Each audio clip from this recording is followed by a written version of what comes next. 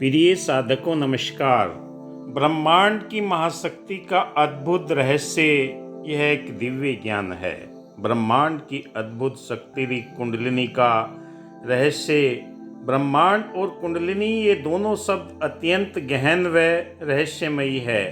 दोनों ही असीम शक्ति और ऊर्जा के प्रतीक है। आइए इन दोनों को जोड़कर और समझने की कोशिश करें कि कुंडलिनी कैसे ब्रह्मांड की एक अद्भुत शक्ति है।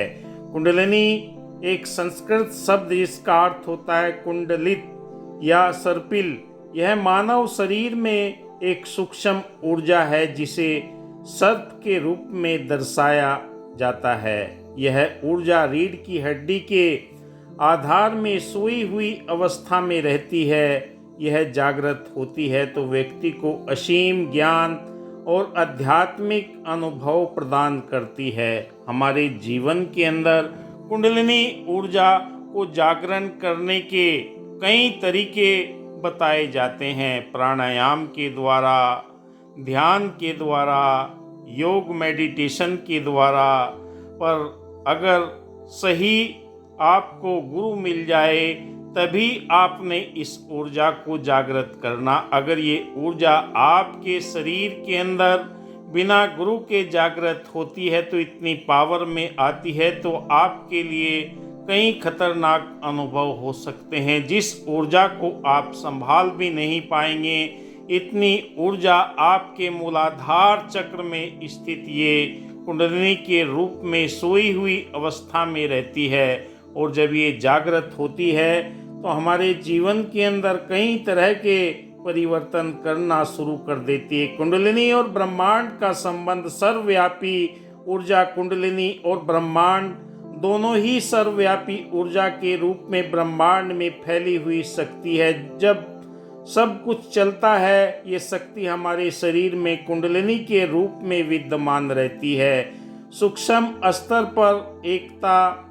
कुंडलिनी जागरण के दौरान व्यक्ति के अनुभव अलग अलग हो सकते हैं, क्योंकि ब्रह्मांड के साथ में एकता अनुभव सूक्ष्म स्तर पर दोनों के बीच में गहरे संबंध दर्शाते हैं। सर्जन और शक्ति। कुंडलिनी और ब्रह्मांड की सर्जन की शक्ति ओतप्रोत ब्रह्मांड में नई नई चीजें बनती है। उसी तरह कुंडलिनी जागरण के साथ व्यक्ति के नए नए आयाम खुलते हैं। मूलाधार चक्र से ये ऊर्जा ऊपर की ओर उठना प्रारंभ कर देती है। यहीं पर ईड़ा, पिंगला और सुषुम्ना तीन नाड़ियां हैं। ये एक चंद्र नाड़ी है, एक सूर्य नाड़ी है, बीच में सुषुम्ना नाड़ी है। सुषुम्ना नाड़ी ऊपर की ओर तभी बढ़ती है तब ये दोनों बैलेंस में ऊपर की ओर जाते हैं। एक एक चक्र को जागृत करना प्रारंभ कर देती है। हमारी अंतहीन संभावनाएं दोनों की ओर असीम संभावनाओं से भरी हुई है। ब्रह्मांड में अनंत आकाश गंगाएं, तारे और ग्रह हैं। उसी तरह कुंडली भी व्यक्ति के भीतर अनंत संभावनाओं को जन्म दे सकती है। कुंडलिनी जागरण के रहस्यमयी अनुभव, इसे शब्दों में बयान करना मुश्किल है। यह एक व्यक्तिगत अनुभव है जो इस व्यक्ति के लिए अलग अलग हो सकता है। सामान्य अनुभव आपके जीवन के अंदर होंगे। कभी गर्मी आप महसूस करेंगे, कभी ठंडक महसूस करेंगे, कभी कंपन, कभी झुंझुनाहट। मानसिक परिवर्तन बढ़ जाएंगे। जागरूकता, स्पष्टता और रचनात्मक आपके कार्यों में क्रियान्वित होने लगेगी। भावनात्मक रूप से आपके जीवन के अंदर उतार चढ़ाव आएंगे। कभी खुशी, शांति, क्रोध, भय। आध्यात्मिक अनुभव, एकता का अनुभव, दिव्य प्रकाश आपको दर्शन देने लगेगा। कई तरह की आकृति आपको गोल गोल बिंदु के रूप में दिखाई देगी। कई तरह के कलर आपको दिखाई देंगे और कई तरह की आपको आपके पूर्वजों की भी आकृति दिखाई दे सकती है, क्योंकि ये दिव्य ज्ञान आपको ब्रह्मांड की सर्वोच्च अलौकिक शक्ति के साथ में जोड़ता है। और इसे प्राप्त करने के बाद में आपके जीवन के अंदर एकाकीपन, वैराग्य भी आने की संभावना रहती है। इसलिए गुरु के मार्गदर्शन में ये कार्य करना बहुत ज़रूरी है, क्योंकि बीच बीच में हमें जो भी अनुभव होंगे गुरु के साथ में अगर आप शेयर करते हैं तो वो आपको अगला मार्गदर्शन देगा कि आपको ये परेशानी भी हो सकती है।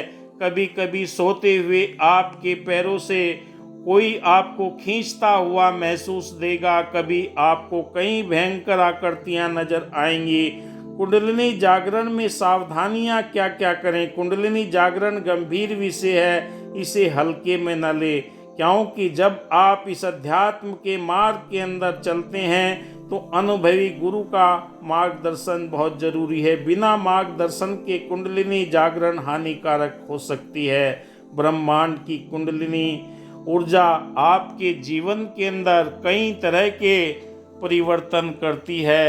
आपके जीवन के अंदर ये 5 तत्व क्षति जल पावक गगन समीरा छठी, इसके अंदर आत्मा मौजूद है। आत्मा अपने मूल के लिए हमेशा व्याकुल रहती है। आप अगर इस माध्यम से ब्रह्म के साथ में जुड़ना चाहते हैं, अपने जीवन के अंदर कई तरह के परिवर्तनों को आप देखेंगे, क्योंकि इस आपके रीढ़ की हड्डी के ऊपर पीछे की तरफ कभी कभी गर्माहट महसूस होगा, कभी आपको चींटियां सी काटती महसूस होगी, और कभी आपके जीवन के अंदर भयंकर परिवर्तन होगा।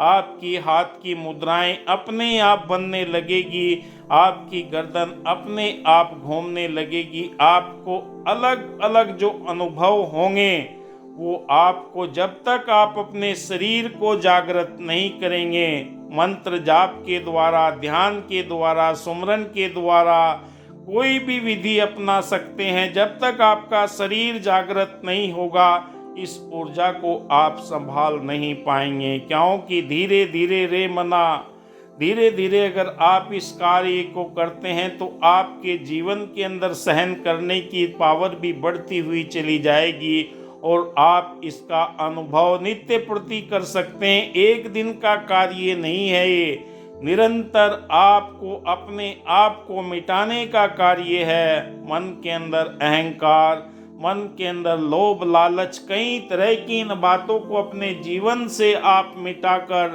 तभी पूर्ण समर्पण के साथ में, ध्यान की एकाग्रता, धैर्य के साथ में अगर इस मार्ग पर आप निकले हैं, कोई भी धर्म हो, कोई भी जाति हो, कोई भी संप्रदाय हो, इससे कोई फर्क नहीं पड़ता।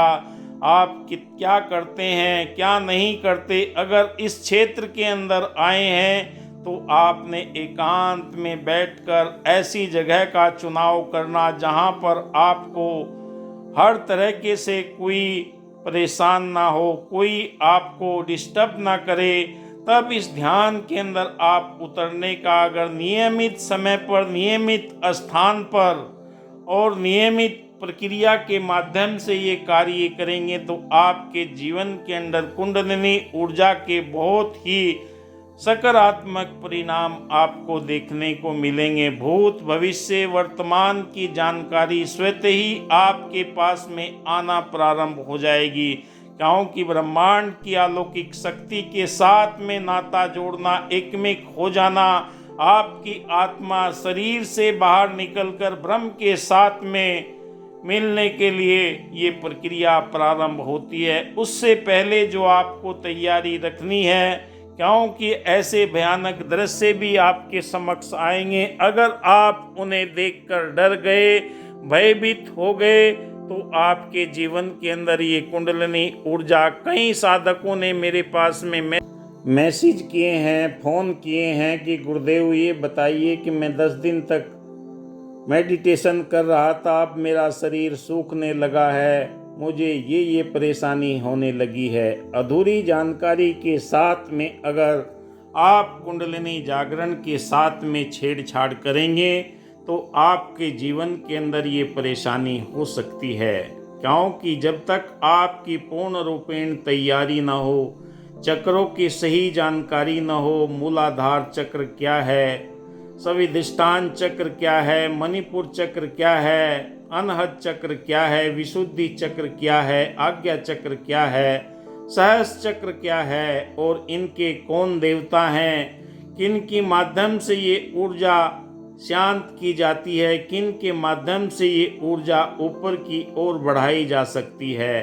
अधूरी जानकारी लेकर अगर आप इस क्षेत्र में आए हैं तो ये आपके लिए नहीं है।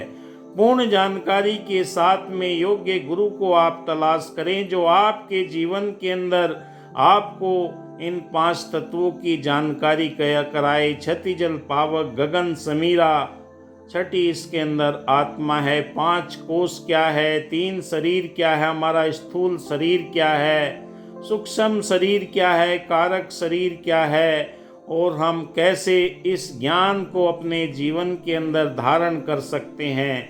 क्योंकि विद्याएं तो आपको कहीं भी मिल सकती है और वो विद्या आपके जीवन के अंदर तभी ज्ञान बनती है जब आप उसे धारण कर लेते हैं। आपके जीवन के अंदर विद्या का जब प्रभाव होता है, जब आप अंतःकरण की चेतना के साथ में कसौटी पर उसे कसते हैं तो आपको पता लगता है कि ये ज्ञान क्या है, ये रहस्य क्या है, कुंडलिनी जागरण क्या है, और इस ऊर्जा को मैं जीवन के अंदर कैसे संभाल पाऊंगा।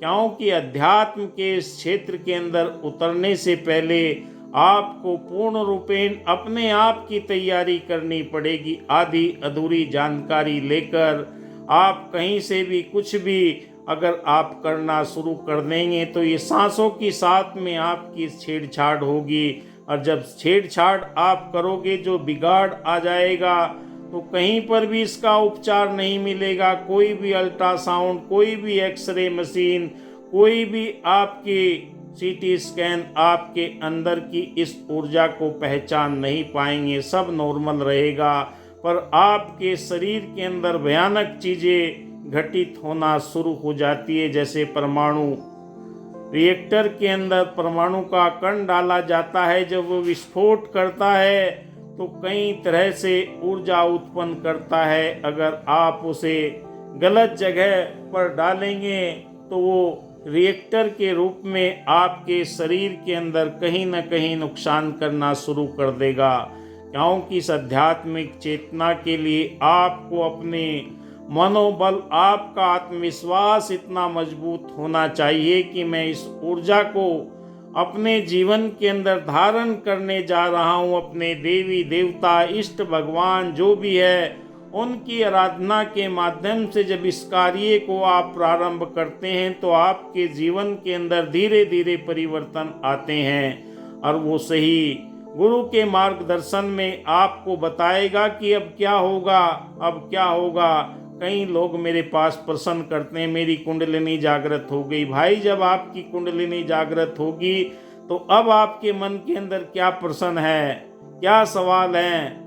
जब आपको सब कुछ मिल गया तो क्या सवाल है? क्योंकि अगर थोड़े बहुते अनुभव होने लगते हैं, वो तो आप डेली नित्य प्रति जो भी आप साधना करते हैं, प्रभु परमात्मा की इबादत करते हैं, ईश्वर का गुणगान करते हैं, तो आध्यात्मिक रहस्य आपके जीवन के अंदर प्रकट होने लगते हैं। कुछ लोगों को पता ही नहीं लगता ये ऊर्जा हमारे शरीर के अंदर कैसे प्रकट हो रही है। कई लोग बोलते हैं कि मेरे माथे के पास में कोई चीज़ काट रही है, फुदक रही है, झंझनाहट हो रही है, कुछ न कुछ इस तरह के परिवर्तन हो रहे हैं। वो उसे ही कुंडलिनी जागरण मानने लगते हैं और आधे अधूरे सवाल भी पूछते हैं। उसके लिए किसी के पास भी संपूर्ण जानकारी नहीं है। जब तक आप अपने पृष्ठभूमि के बारे में, कितने दिन से आप साधना कर रहे हैं, कितने दिन से मंत्र जाप कर रहे हैं, कितने दिन से आप मेडिटेशन कर रहे हैं,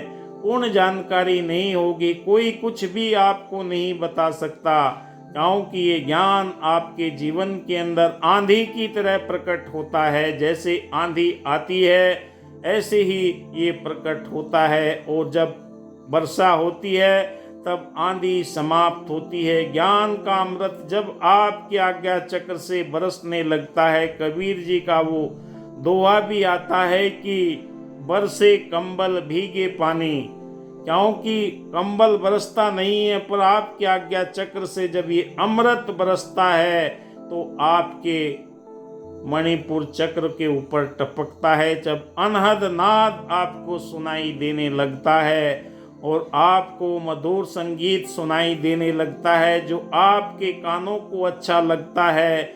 अगर आपका ध्यान प्रबल है, आपका निरंतर जाप प्रबल है, तो हर पल वो अनहद नाद आपको सुनाई देने लगता है। शरीर के सातों चक्रों के अंदर ऊर्जा का बैलेंस होना शुरू हो जाता है। धन्यवाद। जय हिंद। आप देख रहे हैं मेरा यूट्यूब चैनल